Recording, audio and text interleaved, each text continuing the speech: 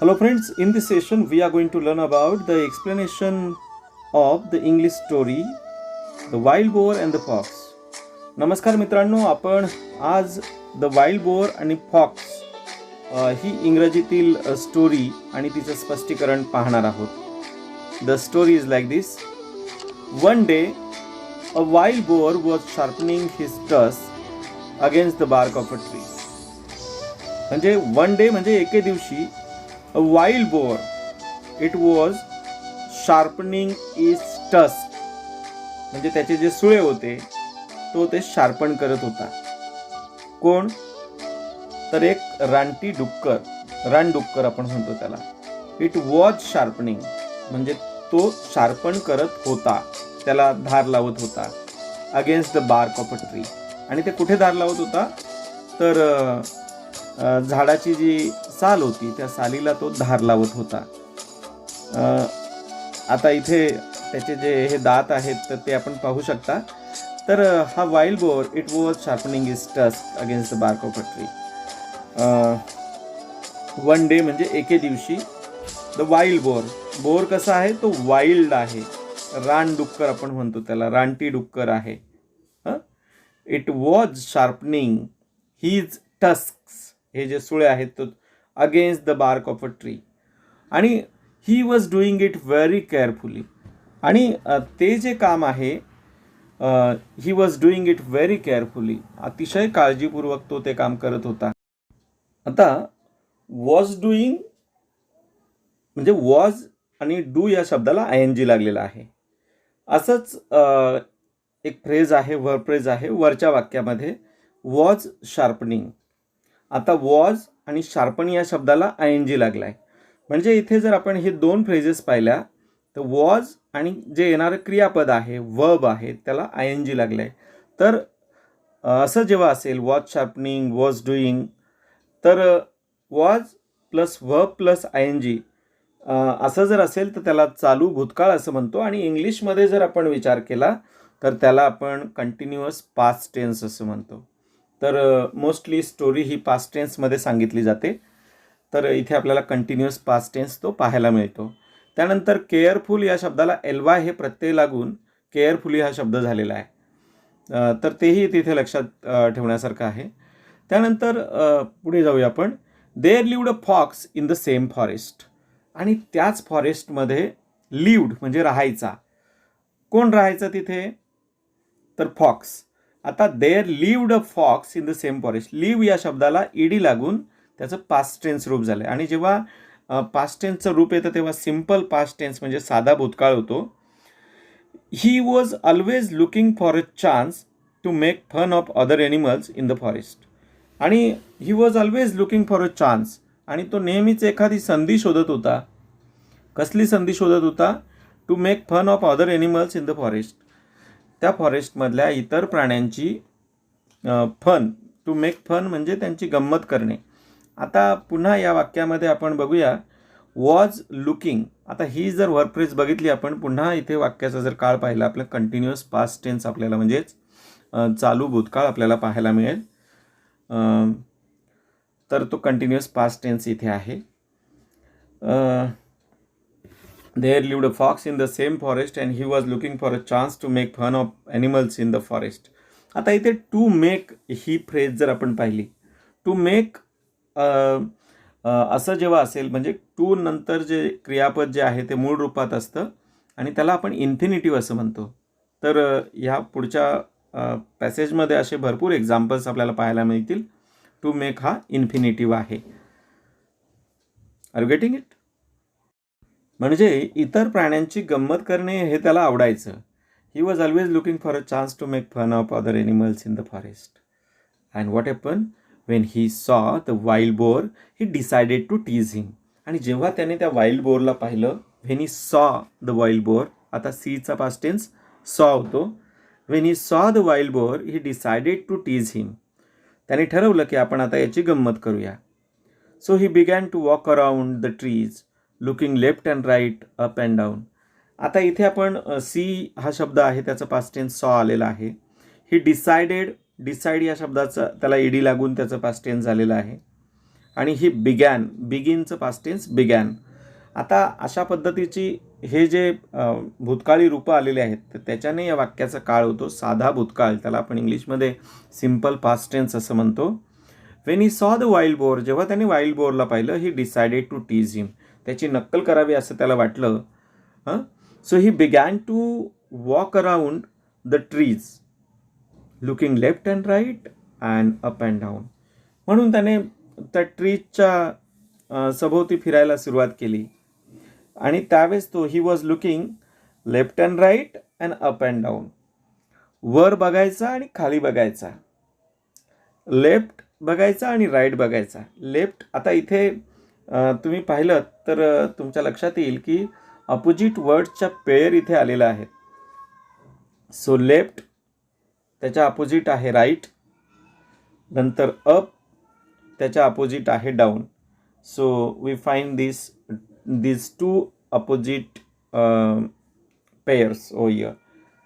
Are you getting it? Left म्हणजे डावीकडे, right म्हणजे उजवीकडे, अप म्हणजे वर, डाऊन म्हणजे खाली.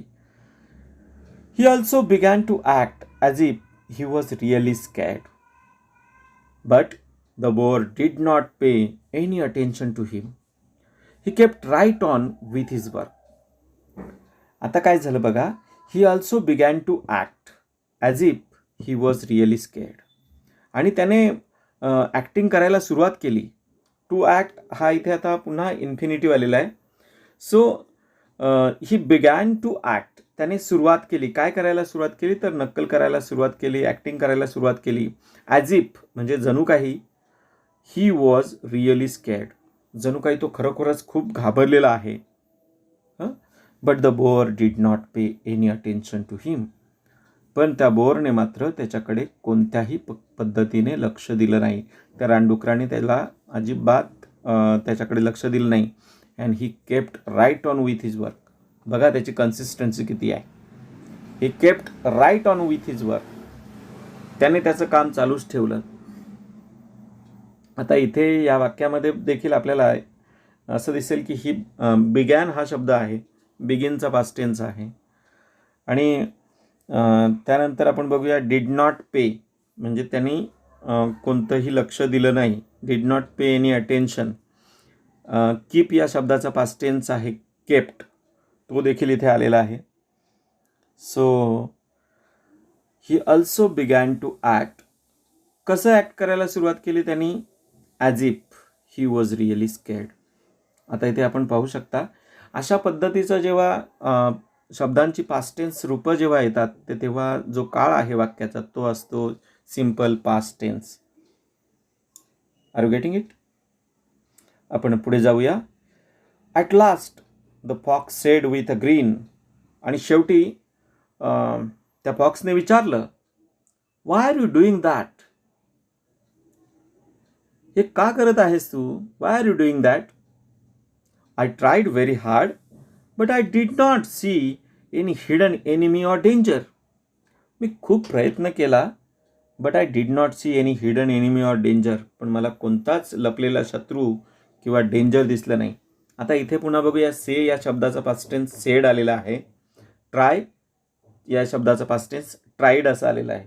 आता जेव्हा वाय येतो 3 अक्षरी शब्दांच्या शेवटी तर त्यानंतर त्याचं भूतकाळी रूप लिहिताना त्या वायचा लोप होऊन तिथे आय येतं आणि नंतर ईडी लागतो. तर ते लक्षात ठेवा. डिड नॉट सी म्हणजे सॉ असेल वाक्यामध्ये आणि त्याचं नकारार्थी करायला सांगितलं तर आपण डीड घेतो आणि नंतर नॉट लिहितो. डिड नॉट सी आणि तो सी मूळ रूपात येईल. True replied the boar. आणि त्या बोअरने सांगितलं खरं आहे. रिप्लाइड, रिप्लाय या शब्दाचा past tense replied. True, replied the boar. Just now there may not be any danger, but when it really comes, there won't be any time to sharpen my tusks. My weapons have to be ready for use then. If I am not ready, I will have to suffer. बघा काय म्हणतोय तो bore. Borne उत्तर दिलं. The bore replied, true, खरं आहे. Just now there may not be any danger.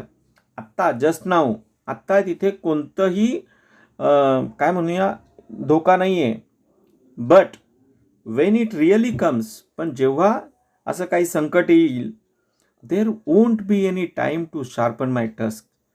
मग त्यावेळेस मात्र ओंट म्हणजे नसणार आहे. काय नसेल तर वेळ नसेल. कशासाठी? To sharpen my tusk. माझ्या जे सुळे आहेत, दात आहेत, तर त्यांना पाजवण्यासाठी, शार्पन करण्यासाठी मला वेळ नसेल. My weapons have to be ready then. मग काय सांगतोय तो? My weapons have to be ready. माझे जे शस्त्र आहेत तर ते रेडी असली पाहिजेत. आता इथे आपण पुन्हा बघतोय टू शार्पन हा इन्फिनिटिव्ह इथे आलेला आहे. पुढे तो म्हणतो if I am not ready I will have to suffer. जर माझी तयारी नसेल आय विल हॅव टू सफर. मग मात्र मला फार संकटांचा सामना करावा लागेल आणि म्हणून मला तयारीत असणं ही गरजेची गोष्ट आहे. Got it?